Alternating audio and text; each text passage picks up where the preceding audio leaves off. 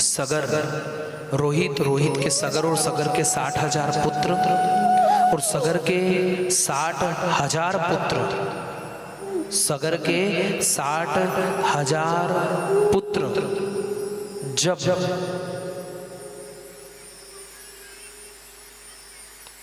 अश्वमेघ यज्ञ का घोड़ा छोड़ा और अश्वमेघ यज्ञ के घोड़े को इंद्र चुरा कर ले गया और इंद्र ले जा करके और जहां कपिलदेव भगवान का आश्रम था उस आश्रम के अंदर उस घोड़े को छोड़ दिया। लेकिन सगर के 60,000 पुत्र जब उस घोड़े को ढूंढते हुए गए ना तो कपिलदेव भगवान के आश्रम में पहुंचे और वहां घोड़ा मिला तो उनने कुछ चीजों की जानकारी नहीं ली और आरोप प्रत्यारोप कपिलदेव भगवान के ऊपर लगा दिया। दोष सारा कपिलदेव भगवान के ऊपर लगा दिया और जब आरोप प्रत्यारोप कपिलदेव भगवान के ऊपर लगा, कपिलदेव भगवान तपस्या में बैठे हुए थे, जैसे ही नेत्र खुले सगर के 60,000 पुत्र जल करके भस्म हो गए और सगर के 60,000 पुत्र जलकर के भस्म हुए।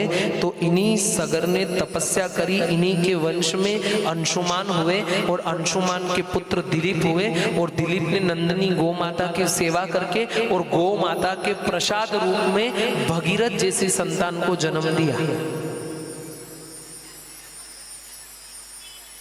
गंगा माता को पृथ्वी पर पितरों के उद्धार के लिए अवतरित करने के लिए रोहित के वंश में राजा हरिश्चंद्र के वंश में कई पीढ़ियां चलती गई, लेकिन अंतोगतवा राजा दिलीप की तपस्या नंदिनी गौ माता की करने की वजह से और गौ माता के प्रसाद रूप में जो फल प्राप्त हुआ था वह फल भगीरथ के रूप में मिला।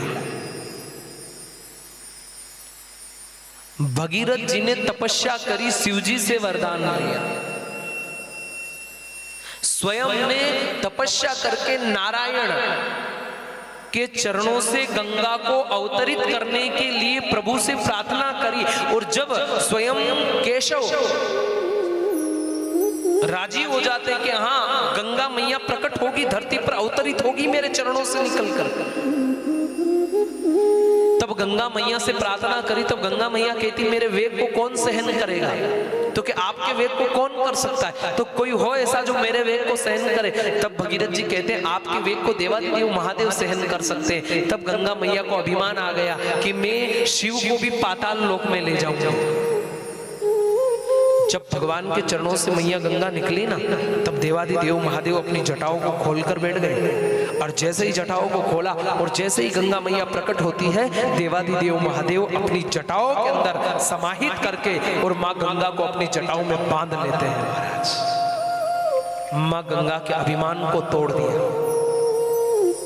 भगवान शंकर से प्रार्थना करी भगीरथ जी ने, हे भगीरथ जी ने प्रार्थना करी, हे देवादिदेव महादेव कृपा करो पितरों का कल्याण हो जाएगा, गंगा माँ को अवतरित करो। तब देवादिदेव महादेव ने सिर्फ एक जटा खोली है और एक जटा से ही गंगा मैया निकल रही है। महाराज अगर विचार करना सारी जटाएं खोल दी जाए तो फिर गंगा मैया का प्रादुर्भाव किस तरीके से होगा। महाराज सत्य कह रहे हैं, गंगा मैया का एक जटा से निकलने में इतना बड़ा विशाल पाठ है, तो अगर सारी जटाएं खोल दी जाए तो प्रलय हो सकता है। साहब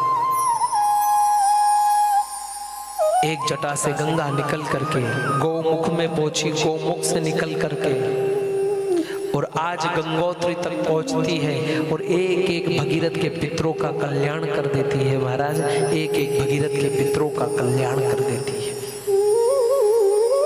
साहब जिस गंगा मैया को हम साधारण सा समझते हैं, गंगा मैया साधारण नहीं है। वह गंगा मैया हमारे पापों को धोने वाली है, हमारे पितरों का कल्याण करने वाली है, हमारे पितरों का कल्याण करने वाली है।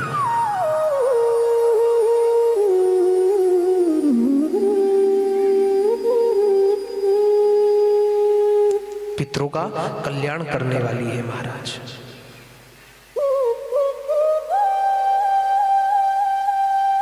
कृपानाथ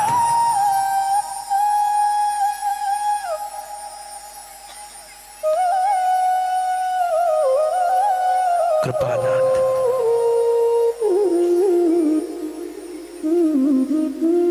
जहाँ पितरों का कल्याण होता हो उस गंगा मैया के समीपस्थ जब भी आप जाएं, मैं आपसे आग्रह कर रहा हूँ कि जब भी आप जाएं आप एक प्रण लें कि कभी भी गंगा मैया के अंदर आप कभी भी गंदगी नहीं करेंगे,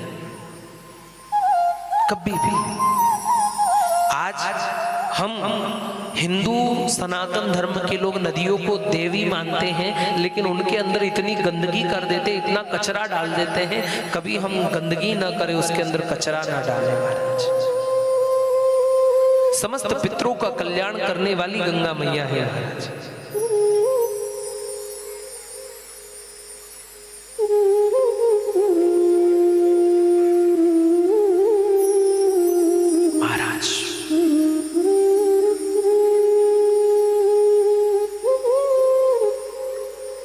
इन्हीं के वंश में, भगीरथ के वंश में दशरथ, रघु के दशरथ, और रघु से ही इस वंश का नाम रघुवंश हुआ था।